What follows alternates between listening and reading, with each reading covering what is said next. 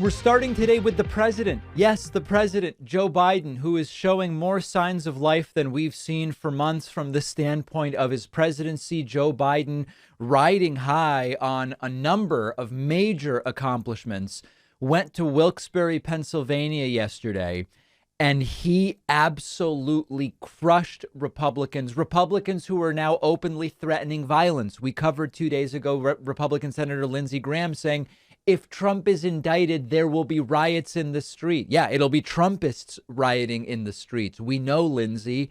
And Joe Biden with, I have to say, I'm not adding a value judgment to this, but Joe Biden more fired up and energetic, I would argue, than I have seen him his entire presidency, as we are now just weeks from the 2022 midterms on which so much ride. Take a look at this. So let me say this to my MAGA Republican friends in Congress. Yeah. Don't tell me you support law enforcement if you won't condemn what happened on the 6th. Right. Don't tell me. Right. Can't do it. For God's sake, whose side are you on? Not law enforcement. Whose side are you on? Look.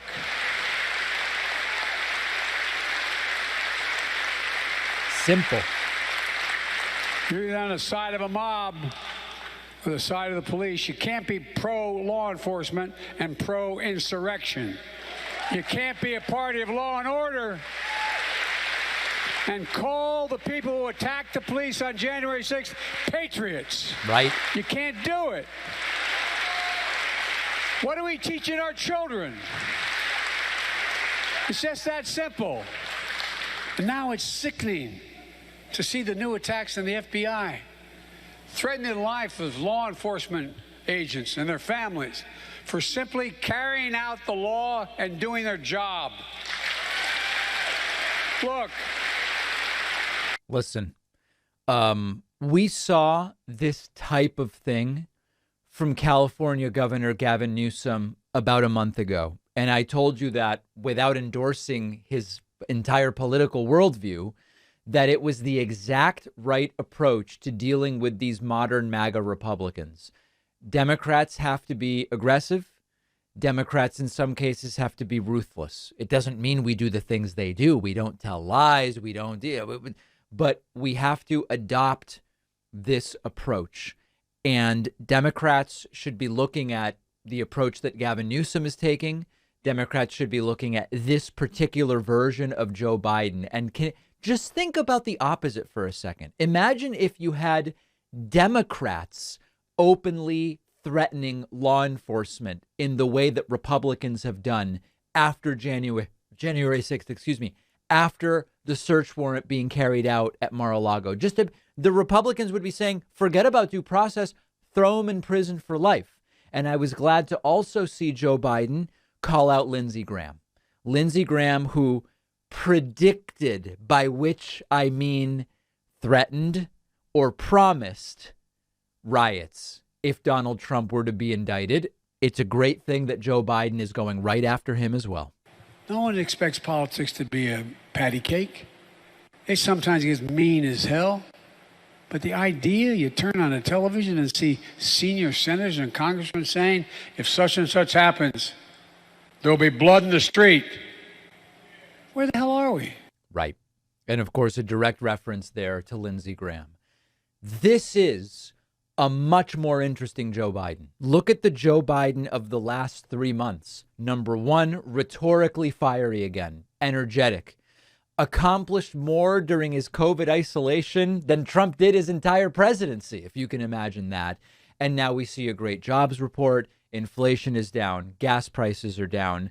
The Inflation Reduction Act has been passed. The PACT Act, the infrastructure bill. I mean, I could go on and on. I'm not going to give you the full list every single time. But accomplishment after accomplishment after accomplishment. This is a very different Joe Biden than we saw earlier in the presidency, or sort of in the middle of the presidency. And it's also a Democratic Party whose chances in November of 2022 are looking dramatically better. So we're going to follow it very closely. And by the way, in the middle of all of this, we are seeing some Republicans so disgusted by the low quality candidates that their primary voters have selected to represent them in November, that in some races, Republicans are increasingly endorsing Democrats. And that's what we're going to talk about next. In Pennsylvania, a disgusting man has been nominated by Republicans to potentially be the next governor of Pennsylvania. And sadly, it is a man named Doug Mastriano who, if given the opportunity in 2024 to steal Pennsylvania for the eventual Republican presidential nominee, he would do it. There are two choices in Pennsylvania for governor.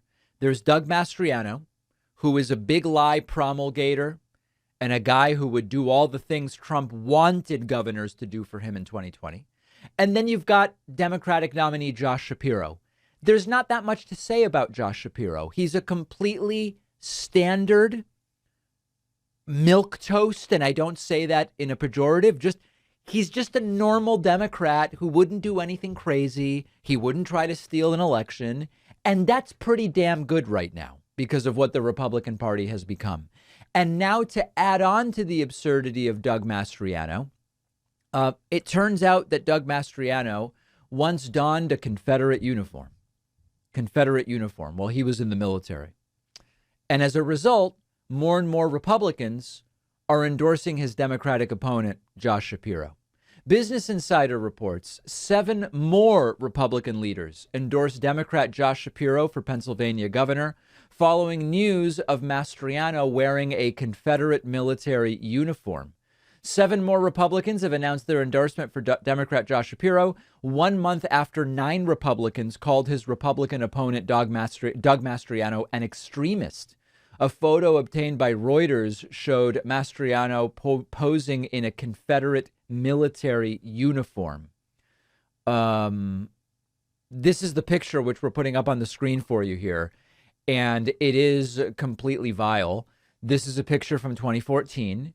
It was taken while then State Senator Doug Mastriano was part of the faculty at the U.S. Army War College.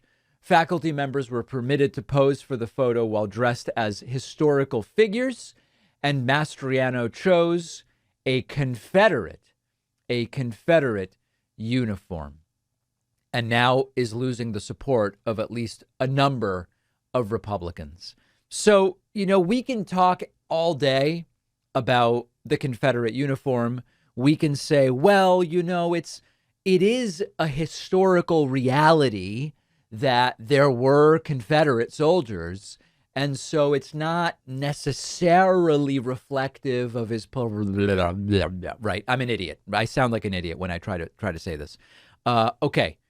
The fact that he is wearing the uniform alone doesn't mean Doug Mastriano wishes we could bring back the enslaving of black people. I'm not saying that, but this is all part of a picture, right? This is all part of the bigger picture about Doug Mastriano and who he is. Big lie, conspiracy theorist, unhinged, number one. Secondly, has this campaign advisor who is overtly as anti-Semitic as anyone I've ever heard of, short of, right? I mean, World War II era German leaders, said that Jews don't even have a place in the Republican Party, even if they're conservative. Disgusting, right? And then Mastriano wears a Confederate uniform. So we're building up a picture that is based on a number of different pillars, and they're all disgusting, rotting pillars covered in pond scum. So it would be great, on the one hand, if the more moderate establishment Republicans jump ship from these disgusting MAGA people. That's a good thing because we want the MAGA people to lose. On the other hand, if it goes too far, those very moderate Republicans might end up running as Democrats, and it could end up moving the Democratic Party to the right, which we also don't want. We want the Democratic Party moving to the left. And so that's a consideration, and that's a concern as well. But it's really important, really important. I mean, Pennsylvania is one of the most important states.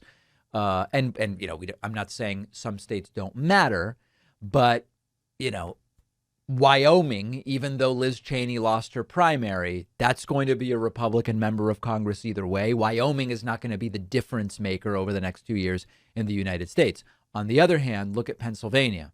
Pennsylvania is a state on which control of the Senate could hinge, meaning that the Oz versus Fetterman race is extraordinarily important. And Pennsylvania is a state on which the 2024 presidential election could hinge.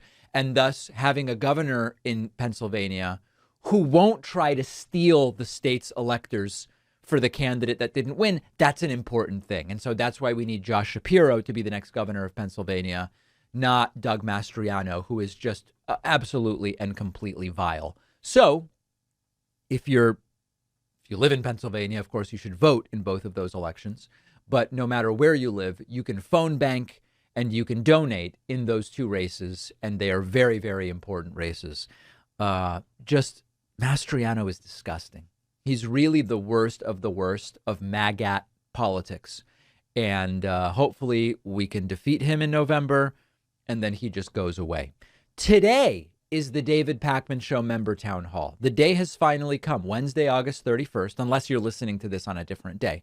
Wednesday, August 31st is today at 6 p.m. Eastern Time, 3 p.m. Pacific. We will be doing a member town hall. It will be broadcast for all to see on YouTube, Twitch, and Facebook. But for this particular one, the participants will be our members at joinpakman.com. And you can sign up right up until the start of the town hall at joinpakman.com so that you can participate today. Well, my disappointment with podcaster Joe Rogan continues to grow. The latest is that Rogan called Donald Trump's press secretary, Kayleigh McEnany, the Michael Jordan of press secretaries. The truth, of course, could not be more different. Kayleigh McEnany, one of the most dishonest press secretaries that I have ever covered, and this dates back to the George W. Bush administration, quite frankly. Hard to find a more dishonest press secretary. Now, unfortunately, I think what Rogan is falling prey to is sometimes people sound really confident, but the things they say are absurd. This is sometimes called Ben Shapiro syndrome, where people will very confidently say things that are wrong, dishonest, absurd, pathetic, not based in fact. And Kayleigh McEnany did that. She sounded very confident, but she didn't really answer questions, and she lied absolutely all the time. So this is part of the continued disappointment with what has been going on with Rogan. And again, speculation is he moved to Texas. Reports are he sometimes hangs around with extremists like Republican Governor Greg Abbott and others. And there may be some sort of, I don't know about audience capture, but maybe like social circle capture of sorts. Here's Rogan talking about Kayleigh McEnany. She was a propagandist. I mean, when she's working for the White House, she's this person that, you know, answers questions. And most of it, the hard questions are all by Peter Doocy on Fox. So, by the way, here he's criticizing Jen Psaki, who is Biden's former press secretary, who I have to tell you, by and large, was a more honest press secretary. Of course, they all spin. But in terms of out and out lies, Psaki was dramatically more honest than any of Trump's press secretaries. He was like the only guy that was like pushing back against her. And she just flat out lied on not just one occasion, multiple occasions. I mean, maybe they had a narrative that they told her. Maybe these are talking points. Maybe that's her job. But it's a weird job in the beginning, right? To begin with, because it's a job where you're not even asking the president. You're asking this White House press secretary. Yeah. So there's a person, you know, and the only one that was good at that girl, McEnany, what's her name? Kayleigh McEnany, the one who worked for Trump. That lady was a assassin. That lady had like binders with like footnotes, and anyone would say some shit. That's interesting because actually CNN said this. And right. Those were all distortions. And this is the problem with optics. And it's really sad. You wouldn't necessarily think, and in Rogan's defense, not that I need to defend him, maybe he didn't really watch an entire press briefing to understand that the binders and the confident responses, it was built on nothing. It was just smoke and mirrors. And she would like quote it back to them and stuff it in their face. That lady's the best ever at that job. She's the Michael Jordan of White House press secretaries. I mean, obviously that it's really disappointing to hear that because a critical thinker would say, let's separate substance from tone and delivery. Let's separate the facts or lack thereof from the optics. And I mean, listen, Kayleigh McEnany promulgated the big lie. Is there a bigger lie than Trump actually won the 2020 election? And she lied endlessly beyond that and defended the indefensible. Everything that Trump was doing, everything Trump did, she defended, from the, COVID-laced joyride with Secret Service around the hospital. Like, I could spend an hour giving you the list. There was nothing she would not defend. So when we say she was great at her job, she sounded confident, which is something, unfortunately, lots of right wingers do when they say things that are completely untrue and bogus. And of course, you can just go back and find all of the different things that she lied about. McEnany made weeks of press statements about Trump never downplayed coronavirus. Trump literally said we have 15 cases, which will soon be 0. There is no bigger downplaying than when you end up with 100 million cases. There's no bigger downplaying than that. And she did that for weeks and weeks and weeks. She made the same false claims about the Mueller report that Trump would make. It exonerated him. It literally did not exonerate him. It said we cannot clear him of obstruction. The 2020 election lies. Constantly exaggerating number. I'm not going to bore you with it, but the point is, hard to find a more dishonest press secretary. And sadly, Rogan seems to have fallen for it. This is just unbelievable. There's now a picture of the top secret documents that Trump had at Mar-a-Lago. And every detail is insane, including the crass, cheesy, casino-style carpets that Trump seems to love everywhere in his residence. But we're going to get to that. Remember the shifting narratives. We didn't have any documents. If there were documents there, the FBI planted them. Well, but they weren't classified, but they weren't secret. Well, they were, but I declassified them. They're back to they were planted. We'll get to that tomorrow, on and on and on. But all along, sowing doubt. We now have the pictures, and it's wild. And there is reason to believe, per the feds now, that the Trump circle was specifically trying to obstruct the investigation by moving documents around. You just have to see this to believe it. So first report, Associated Press. Feds cite efforts to obstruct probe of documents at Trump estate. The Justice Department says classified documents were likely concealed and removed from a storage room at former President Donald Trump's Florida estate as part of an effort to obstruct the federal investigation into the discovery of the government records. So understand the meaning of that, okay? The Trump people were insisting when they asked us for the documents in June, we gave them to them. When they told us to put a lock on the door, we put a lock on the door. We then get the affidavit, and there's nothing about a lock. The entire lock thing was just fabricated as based on what we know right now. Nobody ever said everything's cool as long as you put a lock on the door, a padlock, if you can imagine. So that ends up being a lie. And then also, of course, the idea that they gave all the documents back is what is obviously debunked by this picture, which we were putting up on the screen for you. And if you look at this picture, you see all sorts of documents, some in very, very large letters marked secret or top secret, and they are on the floor of Trump's office. You can see some framed Time magazine covers on the right side of the image. And then you see these just the casino rugs. You know, it's a reminder that money can't buy you class. The fact that Donald Trump puts literal casino rugs in his office or bedroom or around his toilet, wherever it is that this is. This is absolutely extraordinary, absolutely extraordinary. And the report is that federal prosecutors believe that certain pages of the records were actually torn up. Now, if that is true, for a normal person, you would be barred from ever holding public office ever again in the United States. Unfortunately, that's not really enough. Prison is what is deserved. Remember Reality Winner, who ended up with, I don't want to misstate, but was it 4 or 5 years for one page that we're talking about? One page. This is just pages upon pages upon pages. any one of which could dump people in prison just for a single one. And it's just page after page with prosecutors believing that some of these were torn up.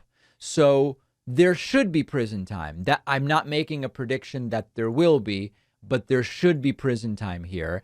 And then we, of course, have to go back to what was the point of having these documents? And speculation is quite broad about what they were there for. Is it that it was a way for Trump to stroke his own ego, to show visitors, hey, look at what I've got here. I've got the latest was documents on Emmanuel Macron's sex life or whatever. Not that those would necessarily be the most classified, but putting that aside, was it to stroke his ego by showing them to people? I mean, did he plan to sell them at some point, which is a whole other crazy thing. And it's speculative, of course. One thing I'm increasingly thinking is that law enforcement has not yet even recovered all of the documents that they're aware Trump had at one point. It seems to me, particularly with this paragraph about there's a belief some documents, some pages were torn up, and why the hell would some of them be torn up? Again, we can only speculate about why that would be.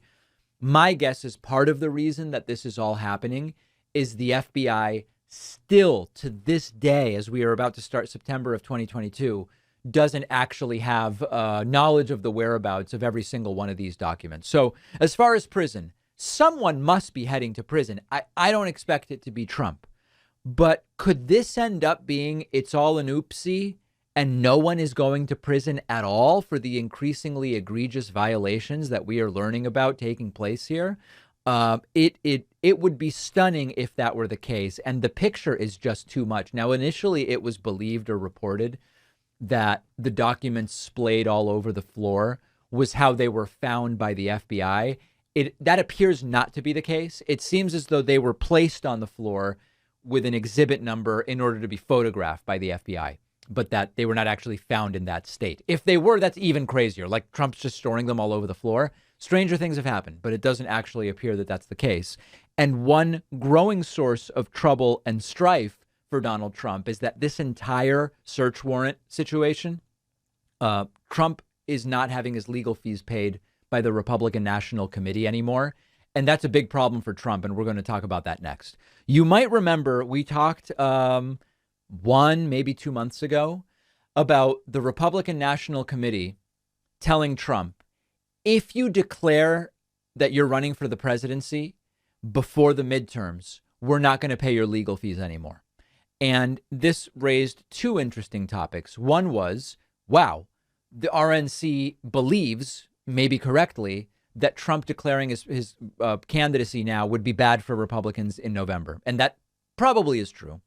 And then the second revelation was the RNC is paying Trump's legal fees. What's the deal with that? And the most likely conclusion that most of you came to based on the people that emailed me is the RNC is incentivized to pay Trump's legal fees so that he maybe keeps himself out of some trouble that could be even more damaging to our candidates, our being the Republican Party in November. But it's all very speculative and very, very sort of nebulous. We now have learned that the RNC is not paying Trump's legal fees for what's going on at Mar-a-Lago. And we have a number of different articles about this. And one of them, Politico, is really the main news outlet reporting this in an article called Trump Adds Former Florida Solicitor General to Legal Team Working Mar-a-Lago Probe. A few paragraphs in, you see Trump will have to pay on his own. A person familiar with the matter confirmed that the RNC is not paying for Trump's legal fees related to the FBI's investigation and retrieval of documents at Mar-a-Lago. That's a departure of sorts from the past. The RNC has, for example, paid Trump's legal bills involving New York Attorney General Tish James's investigation. The committee would stop paying Trump's legal fees should he formally declare his candidacy, a step he has hinted at but has yet to take. So this actually has a number of different potential implications. Number one, Trump has been extra flipping out in public. And a little bit later in the show, we're going to look at Trump did a 60-post sort of apoplectic tirade on Truth Central yesterday, 60 posts, including QAnon conspiracy theories. Part of Trump being extra unhinged may be that they're no longer paying his legal fees. And the second element of this is this might explain why Donald Trump is having so much trouble finding good lawyers. They probably know, the lawyers, that without the backing of the RNC for the legal bills, they're probably never going to get paid. And every time I've dealt with a lawyer, they go, send me a $5,000 retainer up front and I'll start billing out of that $5,000. I'm guessing with Trump, they're having trouble getting the upfront retainer money. But this could explain why Trump is having trouble finding lawyers as well.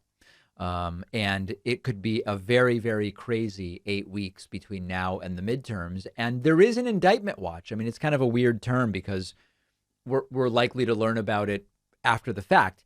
But there is now an open discussion about more like when will the indictment happen rather than if. Although I suggest we still wait before we assume that that will take place. So Trump now paying, or not really, I guess we could say, responsible for his own legal fees, but whether he will pay them is a different issue. We will have all of these images and pictures and videos, including the one of the secret documents in Trump's house, on our Instagram, which you can find at David Pakman Show. Also, by the way, if you want to see some wacky, wacky hate mail I got, follow me on Instagram at david.pakman. It's great to welcome back to the program today Congressman Ro Khanna, who represents California's 17th district. Congressman, I have to say, over the last 3 months, there has sort of been new life breathed into the Biden administration and Joe Biden, a number of legislative accomplishments. He seems significantly more energetic, arguably one of the most productive COVID isolation periods of anyone I can think of, Joe Biden had a couple of months ago. Do you get the sense that this will impact November's midterms for Democrats in the House like you, or that these are really siloed accomplishments that the Biden administration is experiencing? There is a sense of a momentum, and that's because Democrats are delivering. The president delivered student debt relief. We're bringing manufacturing back to America with the semiconductor bill that I led with chips and science.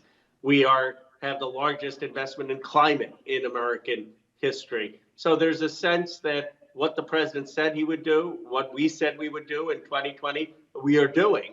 And that is finally breaking through. And there's also a sense that the Democratic Party is more unified than we've been probably since the beginning of the president's term. Yeah, that seems absolutely to be taking place. And when you particularly contrast to what's happening in the Republican Party, where the RNC is stopping paying Trump's legal bills, and you're seeing significant disagreements on what the 2024 Republican nomination should look like, and whether the presence of people like Liz Cheney is even remotely welcome. It does seem like there is a significantly more unification among the Democratic Party.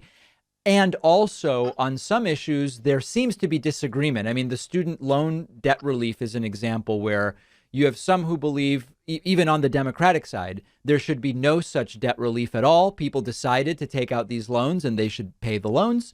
On the other hand, individuals who say all student loan debt should be forgiven. And then folks kind of in the middle who say, well, some debt relief is a good idea. Where are you on further debt relief?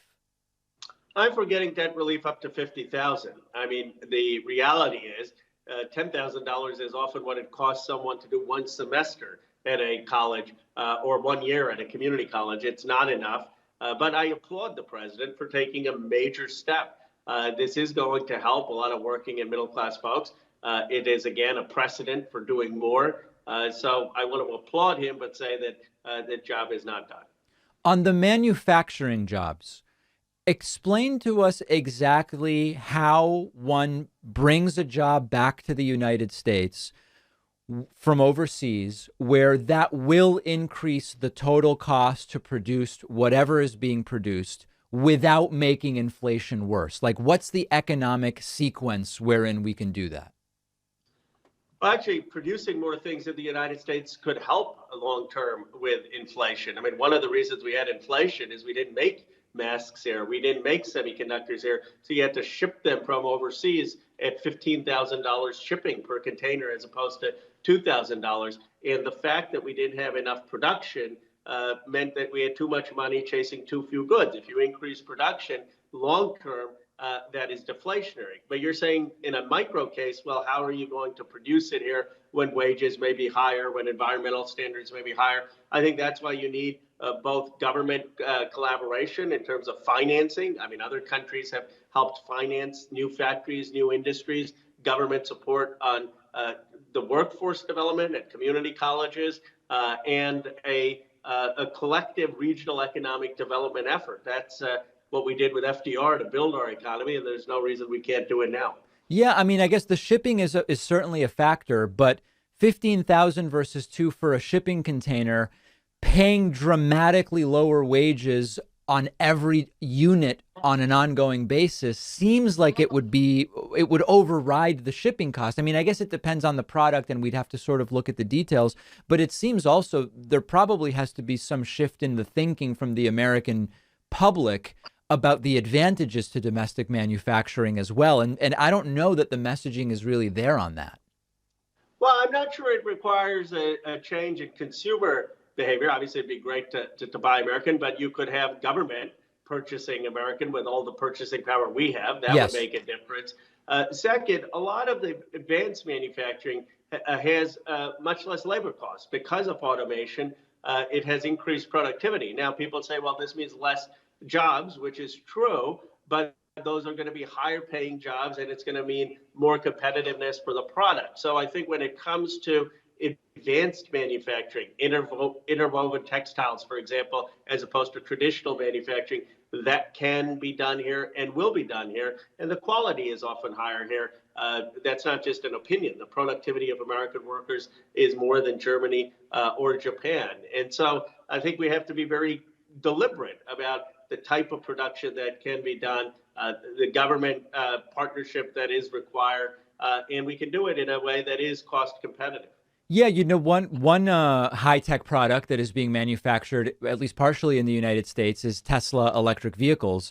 And it's been very interesting to see that many on the right, you would think, as I outlined yesterday, they should love electric vehicles. You can charge them at home with solar panels you own and not be dependent, right? There's this self-sufficiency aspect to it.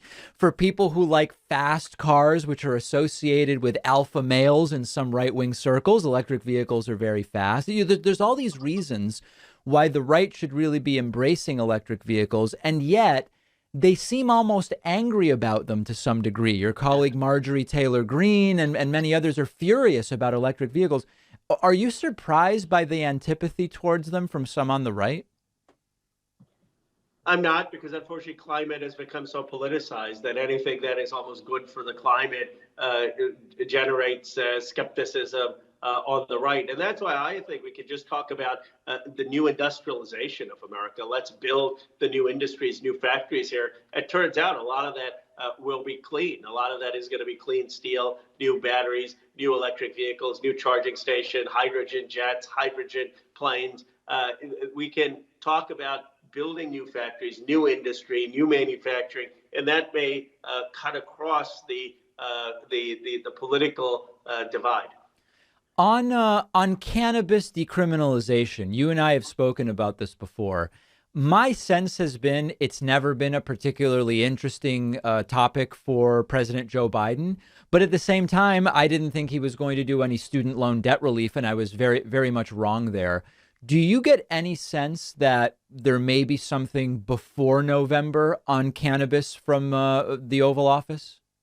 I don't. You know, I obviously am not just for decriminalizing it. I'm for taking it off Schedule C for legalizing marijuana. But I think this is something that's personal for the president. My understanding is that he has had people with substance abuse in his own family, that is informing his view. It's obviously a view that I disagree with, but because it's something that seems to be a sincerely held conviction on his part, one that I disagree with, I'm not sure that we're going to see movement on that. Do you expect that in the long term, the cannabis issue is going to be dealt with more at the state level as it has been so far, or that at some point there will be a federal change? I think it's going to start at the state level, but my sense is within the next couple cycles, presidential cycles, there'll be a federal change because you have people on the Republican side, the younger generation, that understands the importance of legalizing cannabis and the medical uses, and the fact that cannabis often is less dangerous, certainly less dangerous than the opioids, and yet more restricted than some of the opioids. Let's talk a little bit about the upcoming midterms. So if we want to take just one forecast, the 538 forecast says it's roughly a 2-to-1 chance that Democrats hold the Senate. And by a roughly 4-to-1 margin, Democrats are likely to lose the House. Now, on the House, some of the recent momentum you mentioned is not really in those numbers quite yet, but it's a pretty significant hill to climb at this point, and sort of the most mathematically likely outcome is a divided Congress. It seems to me that this will be 2 years of total Republican obstruction to prevent any major legislation, and then using the lack of accomplishments that they cause as justification to vote for a Republican president in 2024. That seems to be what the game plan is going to be.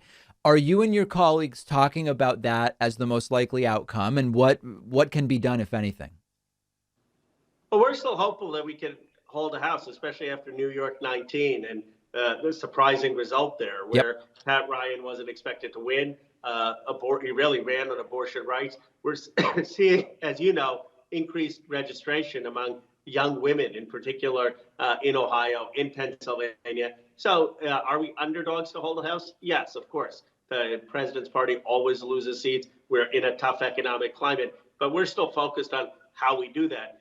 And the argument that we're making to be able to do that is, where is the Republican agenda? I mean, we have an agenda. I can tell you what we will do on inflation. We're going to try to get childcare done. We're going to make sure that we are providing greater benefits for Medicare. We're going to increase Social Security. We're going to produce more things in America. The Republicans have no agenda. They're basically just running anti-Biden.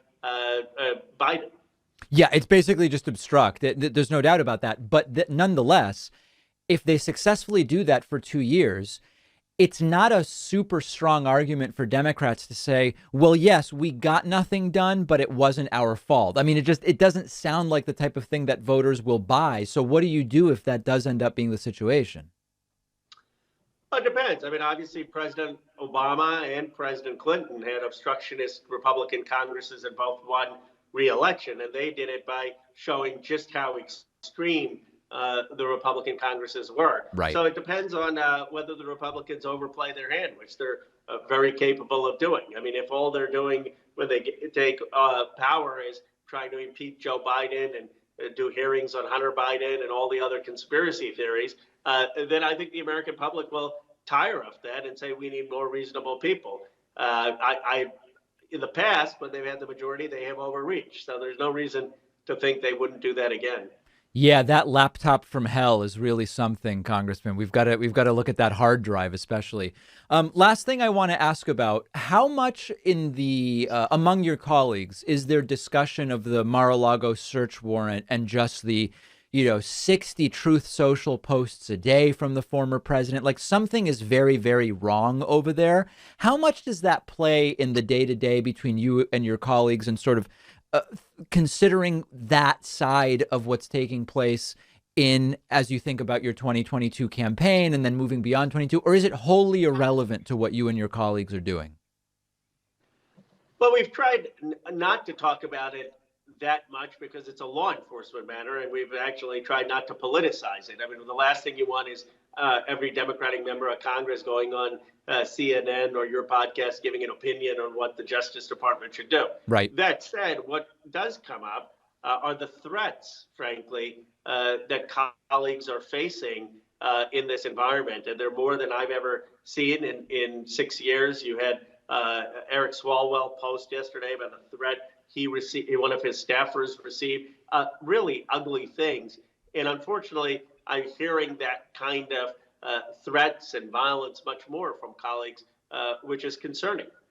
Are there, I mean, obviously, I don't want you to share what's being done, but is there a different or more involved sort of security apparatus that is now involved because of this? There is, but you can't protect in an open democracy everyone from a culture of violence. I mean, look, members of Congress, we are in parades. I was just in the Pride Parade in San Jose. We do town halls with hundreds of people. We sit in coffee shops, and that's how it's supposed to be. And for many, many decades, people did that at both parties without really worrying about political violence. I mean, obviously, you had crazy shootings and mass shootings, but those were one-off incidents. Now you're at a point where there are members of Congress, unfortunately, who will be advised to sit out at town hall or a parade or a community events. And this is one of the real damages that doesn't get talked about enough in our democracy that the right is causing, which is this fear of being connected to people. Yeah, and sadly, the sort of growing belief among some that violence is an acceptable way to try to achieve political change or to make your opinions known, which is really scary. And that goes to the gun culture aspect as well, right? Seeing guns as a legitimate tool to solve interpersonal problems.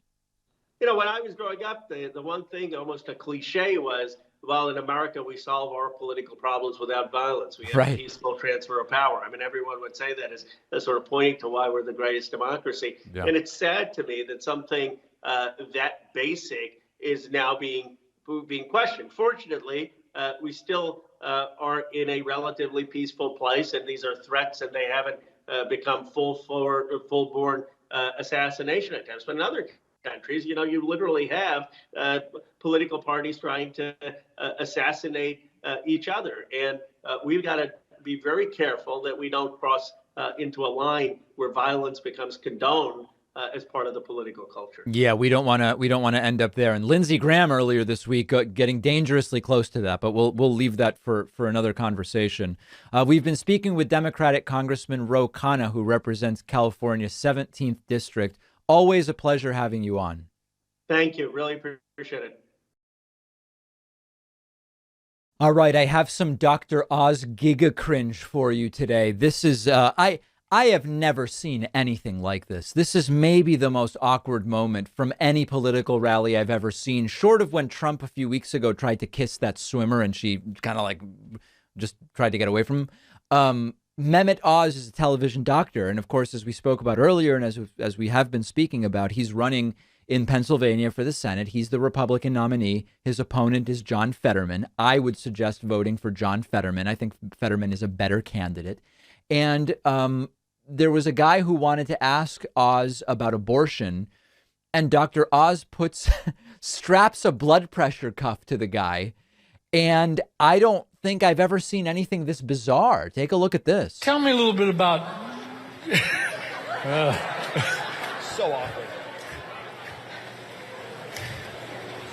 Abortion. Yes.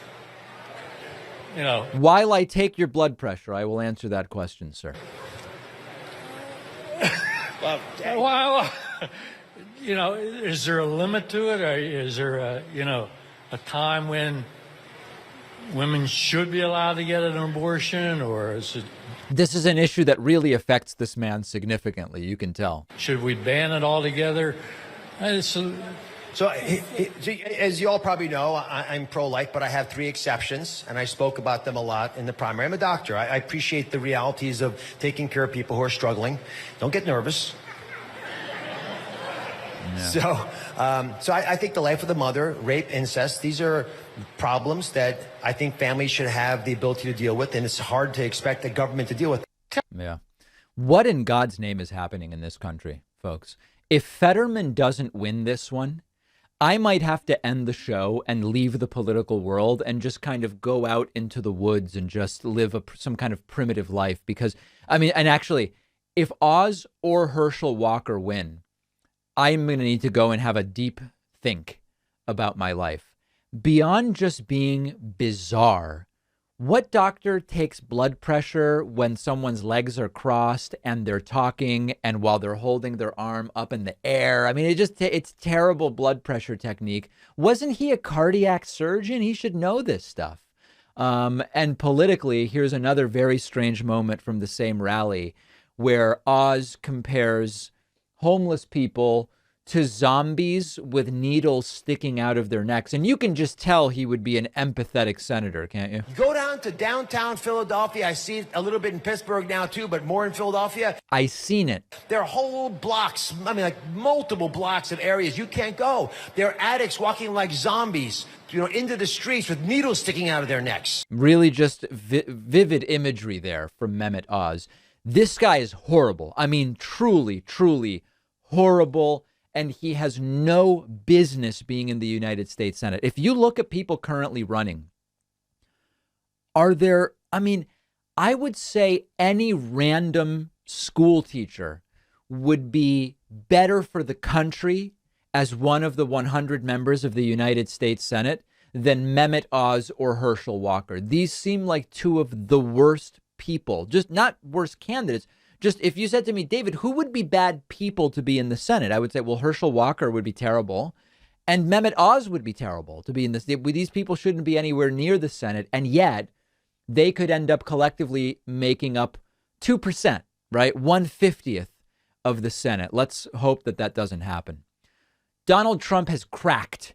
He unleashed a dangerous 60-plus post tirade on his failing website, Truth Social, yesterday. Truth Social. This is now, it's no longer funny. If it was ever funny, it is absolutely no longer funny. Trump woke up and went on a 60-post QAnon-fueled social media spree, writes Rolling Stone. Now, I am not going to publicize the subject matter in detail of what Donald Trump is posting here, but I encourage you, just glance at Trump's Truth Social account and you will see derangement. And I was scrolling. There is no shortage of memes and conspiracy theories here. It's just memes. And this is a former president, folks. It's a former president. Your enemy is not in Russia. Trump retrothing with pictures of Democrats and George Soros. That's a classic. 81 million votes, and I've never seen a pro-Biden hat, shirt, or flag in my life. Right. This is a thing on the right. If there aren't people sycophantically wearing Biden memorabilia or paraphernalia, he can't possibly have supporters. Well, maybe we on the left don't see these elected officials like pseudo deities. I've never gotten gear for any elected official I've supported because I have a life and I will vote for them. And then I move on with my life and I don't get hats or whatever the case may be. Just all, Orwell related memes, just all sorts of, and you could spend an hour scrolling, and half of these memes are QAnon related. Trump posting one, it's like a photo. This one's actually funny, but it's a little unbecoming of a president to post. A Photoshop of Biden falling on the stairs of Air Force One with a bicycle and a helmet on the floor. An ultra MAGA post, America First, FBI sex tape conspiracy theories, weird things of Adam Schiff with an exploding cigar.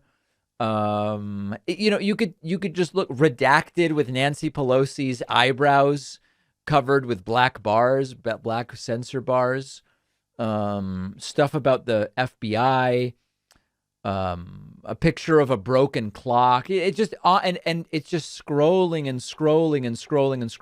This is a very sick man. And I believe it is a terrified man. Fundamentally, that's what I believe this is. And by the way, folks, the entire time I've been talking, I've been scrolling through the memes. Trump won with Trump sitting at a desk, a meme of Trump posting to dollar gasoline. And we're still scrolling.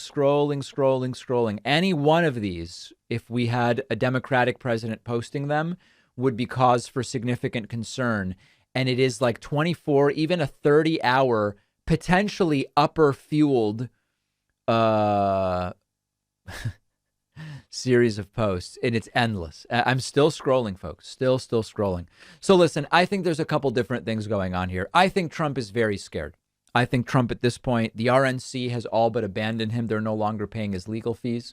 The pictures came out where After all of the denials that Donald Trump took documents, there are pictures of the documents with his, very cliche casino rugs in his apartment or Mar-a-Lago suite or whatever the hell is where he lives.